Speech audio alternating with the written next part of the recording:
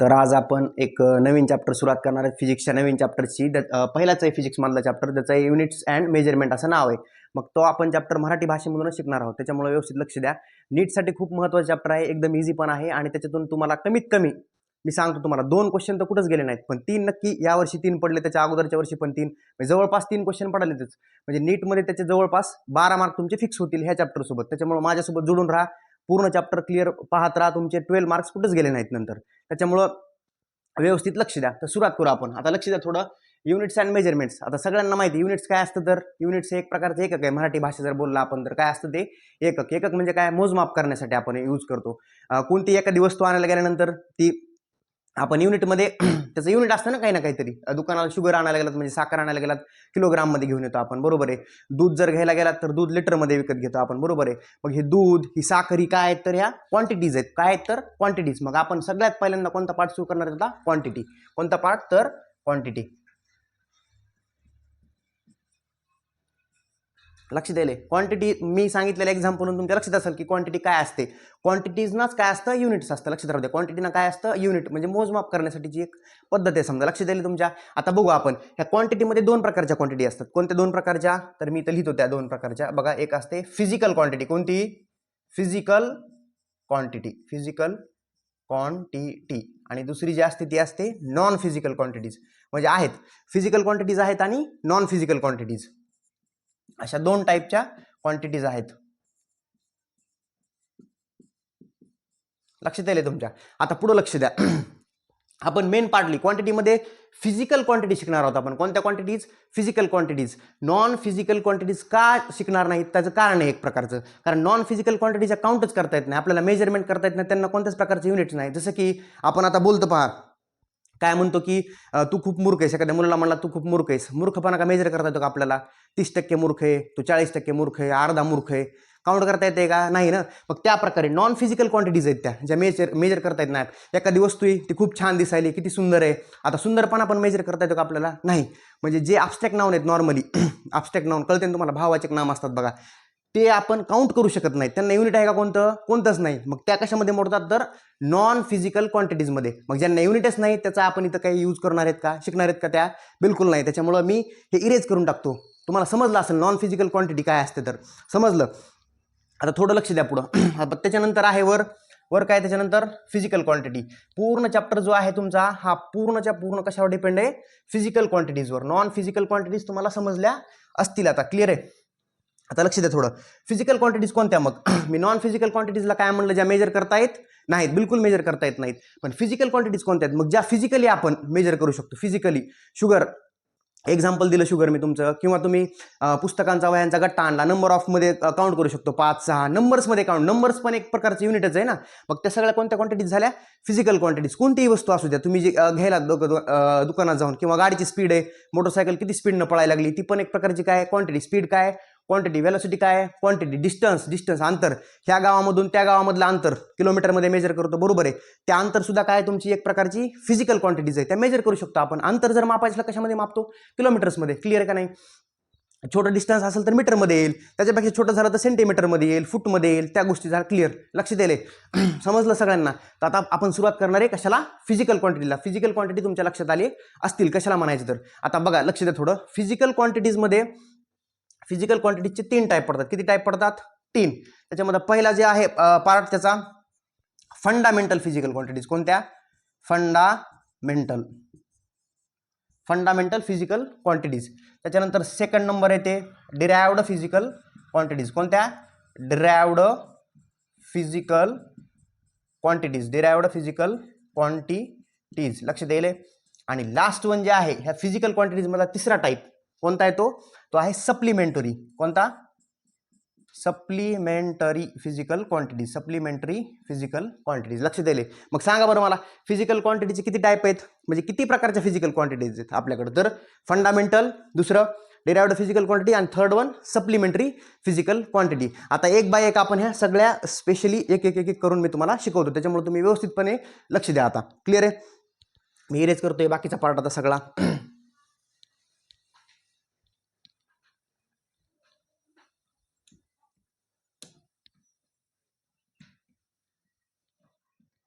तर पहा आता फर्स्ट कोणता टाईप म्हटला मी पहिला तुम्हाला?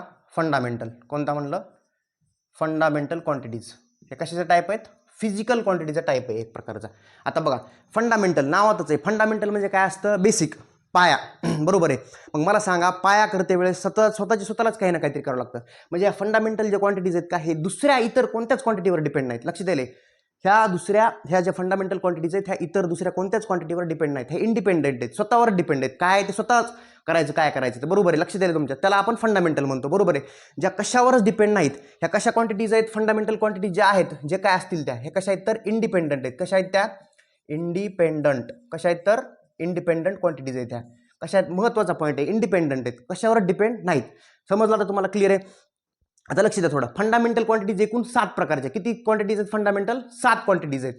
फंडामेंटल क्वांटिटीज किती आहेत आपल्याकडं? 7. किती क्वांटिटीज आहेत फंडामेंटल? 7 आहेत. आता त्या 7 कोणत्या आहेत त्या व्यवस्थित आपण एक्सप्लेन करून पाहू. मी इथं लिहितो एक एक आता. क्लिअर आहे. तर लक्षात घ्या, सगळ्यात पहिली जी क्वांटिटी आहे ती आहे लेंथ. कोणती? लेंथ. लेंथ ही कोणत्या प्रकारची क्वांटिटी? फिजिकल तर आहेच ती, पण त्याच्यामध्ये फिजिकलमध्ये कोणती? ती फंडामेंटल फिजिकल क्वांटिटी. कोणती? लेंथ. लक्ष दिले तुमच्या. आता लेंथ मला सांगा बरं, लांबी. बरोबर आहे. डिस्टन्स जे आहे, डिस्टन्स हे आपण लेंथमध्ये मेजर करतो. म्हणजे हे क्वांटिटी ही लेंथ कशासाठी यूज झाली सांगा बरं मला तुम्ही. आता मी डिस्टन्स म्हणलं ना, 2 गावामधलं. मीटर, किलोमीटर, सेंटीमीटर, फूट, हे सगळे काय आहेत? लेंथ मेजर करणारे इन्स्ट्रुमेंट आहेत. लक्ष दिले तुमच्या. युनिट आहेत ते लेंथचे सगळे. मीटर, सेंटीमीटर, फूट, किलोमीटर. लक्ष द्यायला तुमच्या. हे सगळे काय आहेत? लेंथ. लक्ष द्यायला ना, लेंथ मेजर करण्यासाठी. मग पहिली फंडामेंटल क्वांटिटी कोणती आपली? लेंथ. लक्ष द्यायला तुमच्या. आता लेंथला जर म्हणलं तर मी आता सांगितलंय, नॉर्मल एसआय युनिट घेऊ आपण. एसआय युनिट म्हणजे कोणता युनिट? एसआय युनिट असतं एक. एसआय युनिट म्हणजे आपण म्हणतो इंटरनॅशनल सिस्टीम ऑफ युनिट. कोणतं? इंटरनॅशनल सिस्टीम ऑफ युनिट आहेत ते. त्यांनी ठरवलेले युनिट आहेत काहीतरी. इंटरनॅशनल ही जी सिस्टीम आहे एसआय युनिट, त्यांनी ठरवलेले युनिट आहेत की बाबा तुम्ही नॉर्मली लेंथसाठी काय यूज करता आपण, तर मीटरमध्ये लिहा नॉर्मली. तर मग लेंथसाठी आपण काय यूज करतो? मीटर. लक्ष द्यायला. मीटरचा सिम्बॉल म्हणजे काय लिहितो मी? एम लिहितो. लक्ष द्यायला तुम्हाला. नॉर्मली आता जिथं कुठं लेंथ दिसेल तिथं मीटर एम येईल. लक्ष द्यायला तुमच्या. सेकंड फंडामेंटल क्वांटिटी बघू आपण आता. दुसरी आहे, समजा लेंथ झाल्यानंतर आपण टाइम लिहू. नॉर्मली टाइम कशात काउंट करतो आपण? सेकंडमध्ये. कशामध्ये? सेकंड. त्याला मी एस लिहितो डायरेक्ट. सेकंडचा सिम्बॉल काय लिहिला? येस. लक्ष दिले. टाइम आहे तो सेकंडमध्ये काउंट करतो ना आपण. बरोबर आहे. मिनिट, आवर्स, मिनिट आणि देन सेकंड. तर टाइम कशामध्ये मेजर करतो आपण? सेकंडमध्ये. डायरेक्ट सिम्बॉल लिहिलेला आहे मी. त्याच्यानंतर थर्ड वन, बरोबर आहे, मास. आता मास म्हणजे मराठीमध्ये वस्तुमान सगळ्यांनाच माहिती आहे. मास, प्रत्येक वस्तूला आपण स्वतःला पण आपलं मास आहे. मास म्हणजे काय? आपलं वेट, आपलं वजन म्हणजे काय? मास. माहिती आहे. केजी मध्ये आपण काउंट करतो नॉर्मली वजन. लक्ष द्यायला तुमच्या. केजी मध्ये ते मास आहे. वेट कशाचं पण वेट. वेग मशीन असते का आपली? घेऊन गेलो, तांदूळ द्या एवढे, 1 किलो द्या, 2 किलो द्या, बाजारात गेलो, बटाटे द्या, असं द्या, वगैरे वगैरे. वेग मशीनमध्ये मेजर करतो ते काय असतं? आपलं मास असतं ते प्रकारचं. लक्ष द्यायला तुम्हाला. तर मास कशामध्ये काउंट करतो आपण? नॉर्मली केजी मध्ये. मास कशामध्ये असतं? तर आपण केजी. केजी म्हणजे काय? किलोग्राम. माहिती नॉर्मली, ते लिहिण्याची काही गरज नाही तुम्हाला. लक्ष दिले. केजी म्हणजे काय? किलोग्राम. लक्ष दिले. किलोग्राम. मास नॉर्मली कशात करतो आपण? किलोग्राम मध्ये. सिम्बॉलच्या फॉर्म मध्ये लिहिलो मी तुम्हाला. लक्ष दिले. हे सिम्बॉलच्या फॉर्म मध्ये लिहिलो मी नॉर्मली. लक्ष दिले. सेकंड सगळ्यांनाच माहिती आहे. हे किलोग्राम. त्याच्यानंतर फोर्थ वन लक्षात घ्या, टेम्परेचर. काय आहे? टेम्परेचर. लक्ष द्या. टेम्परेचर कशात मेजर करतो आपण? केल्विन मध्ये. कशामध्ये? केल्विन. कशामध्ये? केल्विन. आणि त्याला डिनोट कोणत्या सिम्बॉलनं करतो? तर कॅपिटल के न. टेम्परेचर. सॉरी इथं टेम्परेचर. लक्ष दिले. टेम्परेचर कशाने डिनोट करतो? केल्विन. आणि सिम्बॉल काय त्याचा? के. किती झाल्या बरं सांगा मला. एकूण फंडामेंटल क्वांटिटीज किती येतात? 7 आहेत. त्याच्यापैकी पहिली कोणती? लेंथ. दुसरी टाइम. तिसरी मास. चौथी टेम्परेचर. आता फिफ्थ पहा, ल्युमिनस इंटेन्सिटी म्हणून असतं. कोणती? Luminous intensity.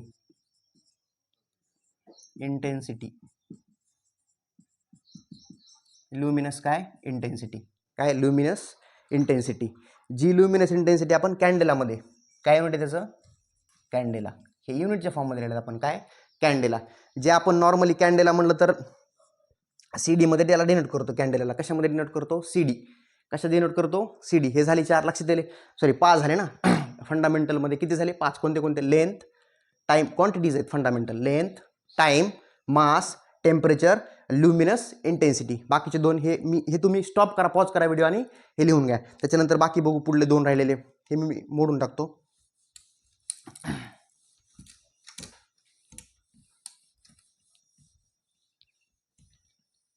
बघा, त्याच्यानंतर पुढं 6 नंबर करंट. करंट तर सगळ्यांना माहिती आहे, बरोबर आहे. आपण लाईट म्हणतो नॉर्मली. करंट कशामध्ये मेजर करतो आपण? एम्पियर. कशामध्ये मेजर करतो? एम्पियर. त्याचं नोटेशन सॉल्व करते वेळेस आपण आधी कधी आय पण त्याला लिहू शकतो किंवा त्याला ए पण लिहितात आपण एम्पियरमध्ये. सिम्बॉल्स लिहिलो मी त्यांचे. करंटचे कसं सिम्बॉल आहे कोणता? कॅपिटल आय लिहा किंवा ए लिहा. करंट कशामध्ये मेजर करतो आपण? एम्पियर. एम्पियर युनिट आहे कशाचं? करंट. करंट ही कोणती क्वांटिटी? Fundamental quantity. लक्षात आलं तुमच्या?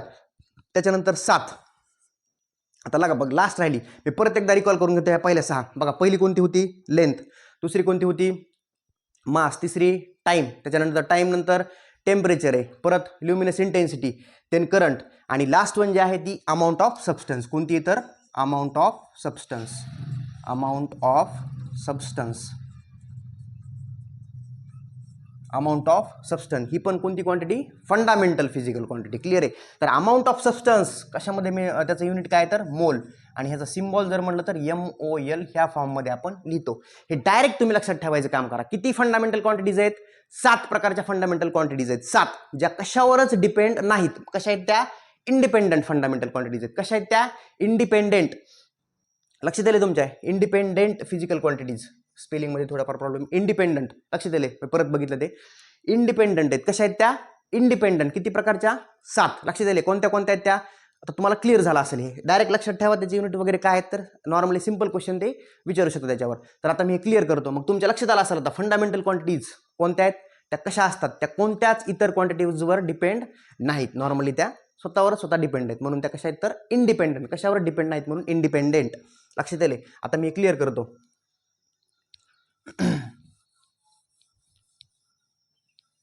आता लक्ष द्या. फंडामेंटल क्लिअर झालं. आता आपण डिराइव्हड बघू. कोणता दुसरा टाइप कोणता आहे?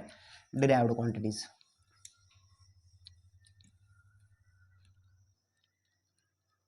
बघा, सेकंड नंबर काय? Derived physical quantities. बरोबर आहे, डिराइव्हड. आता नावच आहे. डिराइव्ह करणं म्हणजे काय करणं असतं की सॉल्व करून त्याचं काहीतरी डेरिवेशन करून भेटणं म्हणजे काय असतं? Derived quantities. बरोबर आहे. मग ह्या डिराइव्हड क्वांटिटीज ह्या डिपेंडंट आहेत, कारण ह्या बनवायच्यात आपल्याला. दोघा तिघांचं मिक्सचर करून ह्या क्वांटिटीज बनलेल्या आहेत डिराइव्हड क्वांटिटीज. लक्षात आले? फंडामेंटलवर डिपेंड आहेत. बेसिकली कशावर डिपेंड आहेत डिराइव्हड क्वांटिटीज? फंडामेंटल क्वांटिटीजचा यूज करूनच ह्या ज्या क्वांटिटी बनलेल्या आहेत. म्हणजे ह्या ज्या क्वांटिटीज आहेत कशा आहेत? ह्या इंडिपेंडंट आहेत का? नाही, तर डिपेंडंट आहेत. ह्या ज्या क्वांटिटीज आहेत त्या कशा आहेत तर डिपेंडंट क्वांटिटीज आहेत. कशा आहेत त्या? डिपेंडंट क्वांटिटीज आहेत. इंडिपेंडंट आहेत त्या डिराइव्हड क्वांटिटीज, डिपेंडंट क्वांटिटीज. लक्षात आलं? डिपेंड कशावर तरी डिपेंड आहेत त्या. जसं की एक्झाम्पल बघू आपण सिम्पली. आता मी जर म्हणलं व्हेलॉसिटीचं एक एक्झाम्पल घेतलं. नॉर्मली आपण 10वी पर्यंत सगळ्यांनाच माहिती आहे व्हेलॉसिटी काय असतं तर डिस्प्लेसमेंट अपॉन टाइम. व्हेलॉसिटी काय असते? Displacement upon time. व्हेलॉसिटी काय असते तर डिस्प्लेसमेंट अपॉन टाइम असतं. मग आता माहिती आहे डिस्प्लेसमेंट म्हणजे एक प्रकारचं काय? डिस्टन्स होते ना ते. तर माहिती तुम्हाला डिस्टन्स आपण लेंथ आली. लेंथ कशामध्ये मेजर करतो? एस युनिट जर म्हणलं तर मीटर. मी एम लिहितो तिथं. बरोबर आहे. हे आलं का लेंथ तिथं? एम म्हणजे काय आली? लेंथ आली. लक्षात आले तुमच्या? आणि हे टाइम कशात आहे? सेकंडमध्ये. मला सांगा ही लेंथ आणि हे टाइम कशामध्ये होतं? फंडामेंटल क्वांटिटीज आहेत त्या. कोणत्या क्वांटिटीज आहेत त्या? फंडामेंटल. मग त्यांचा यूज करून काय तयार झाली? व्हेलॉसिटी. तर व्हेलॉसिटी कोणती क्वांटिटी आहे मग? Derived quantity. ही काय फंडामेंटल आहे का? लक्षात आले? खूप प्रकारच्या डिराइव्हड क्वांटिटीज आहेत, त्या आपण नंतर एक पाहू. नॉर्मली मी तुम्हाला समजून सांगत आहे. मग हे डिराइव्हड क्वांटिटी कशा आहेत तर डिपेंडंट आहेत त्या. डिपेंडेंट कशावर डिपेंड आहेत तर फंडामेंटलवर असतील, आणि काही डिराइव्हड क्वांटिटीच्या फंडामेंटल प्लस डिराइव्हडवर सुद्धा डिपेंड असतील. जसं की आपण फोर्स बोलतो. फोर्स काय तर मास इंटू ॲक्सेलरेशन असतं. ही मास फंडामेंटल झाली. ॲक्सेलरेशन डिराइव्हडमध्येच आहे, पण हे ॲक्सेलरेशन पण फंडामेंटल पासूनच बनलेली आहे. लक्षात आले? म्हणजे डिराइव्हड क्वांटिटीज ह्या फंडामेंटल पासून, मोस्टली कशापासून बनलेल्या आहेत तर फंडामेंटल क्वांटिटीज पासून बनलेल्या आहेत. आता आणखी एक एक्झाम्पल घेतो मी डिराइव्हड मधून तुम्हाला, जे की खूप महत्त्वाचं आहे. लक्षात घ्या सगळ्यांनी. हे समजलं इतकं काय अडचण नसेल. आता तुम्ही व्हिडिओ पॉज करून हे लिहून घेऊ शकता.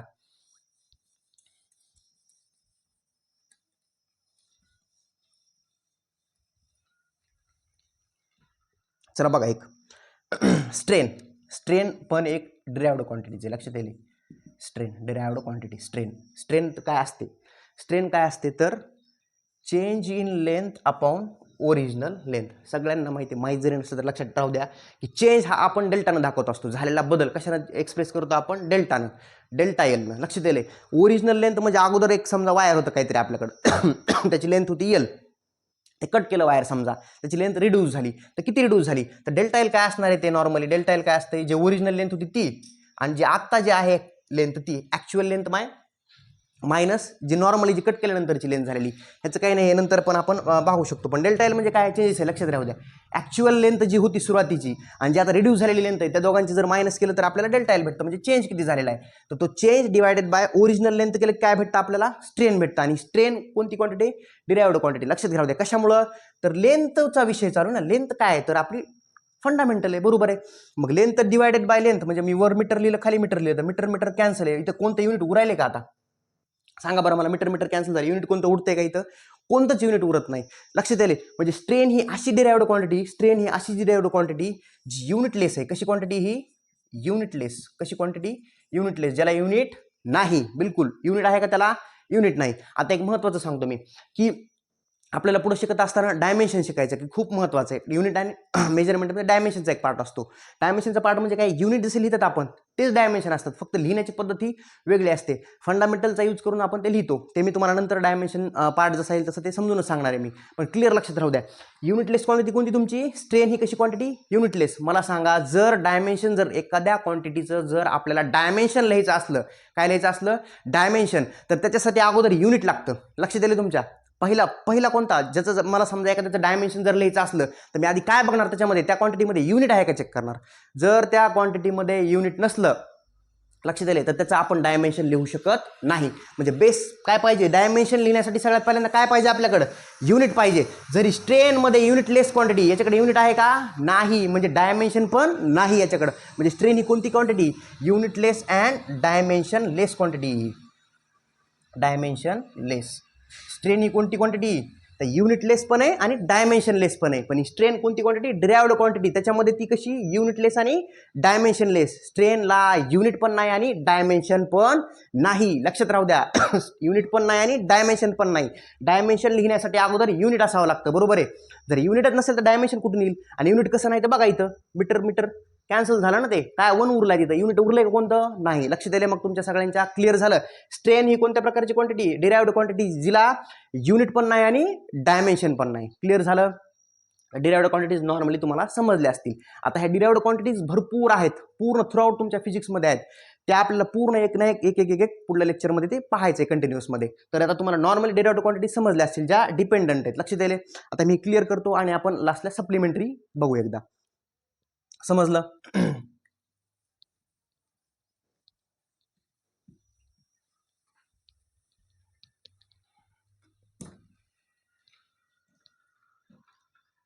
तर चला बघा.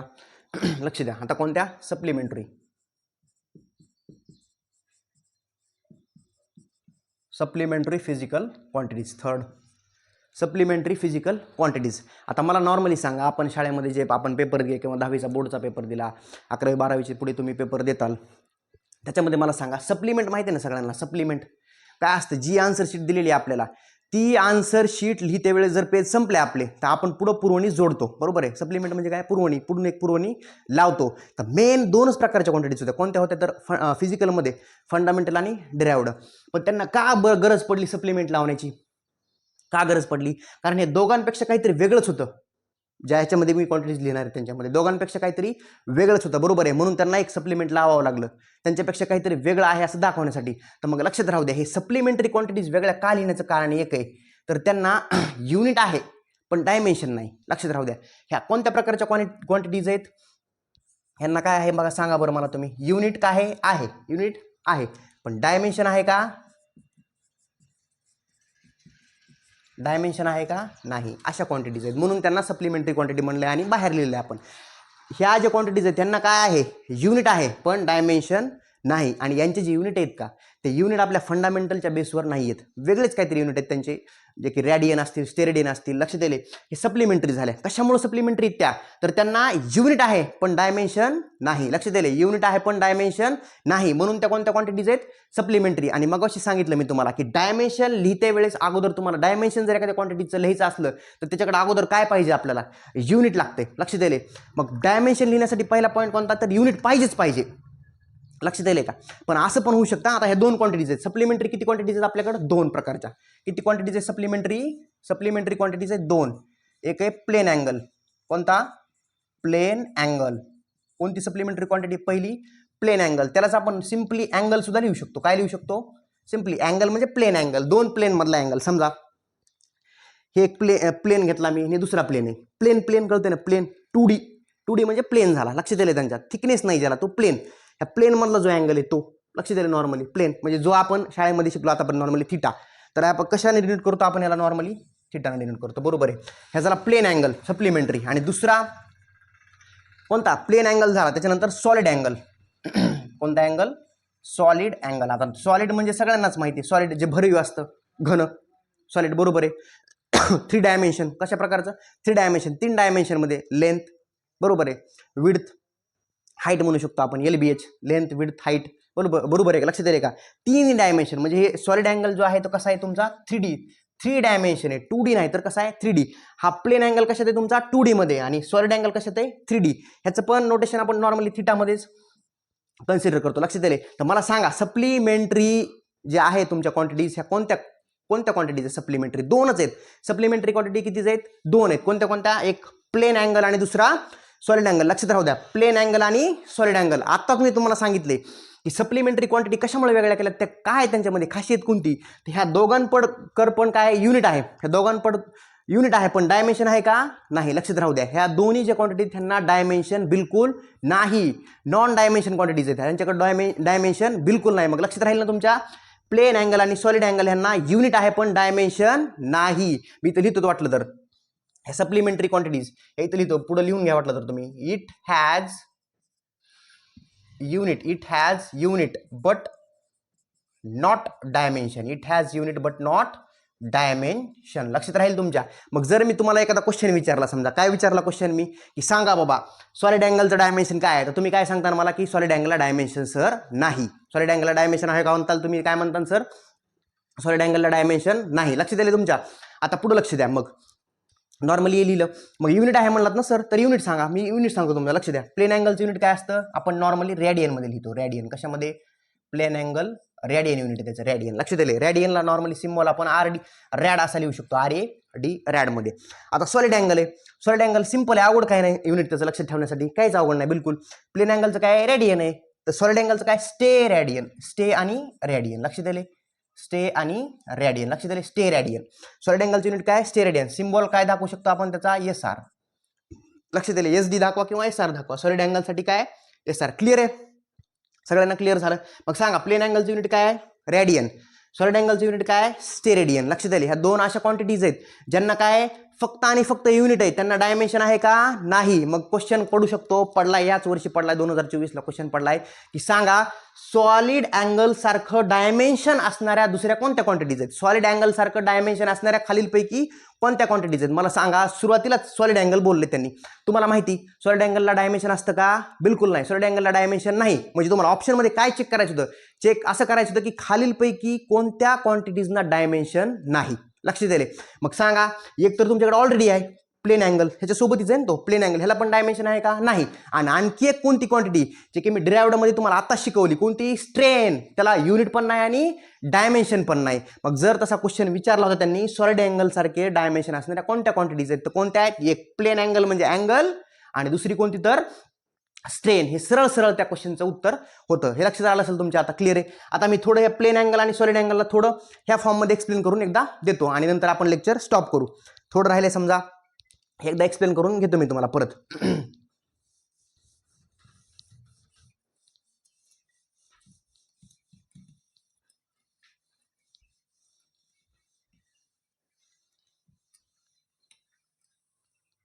आता बघा, नॉर्मली अँगल आपण मेजर करतो थिटामध्ये.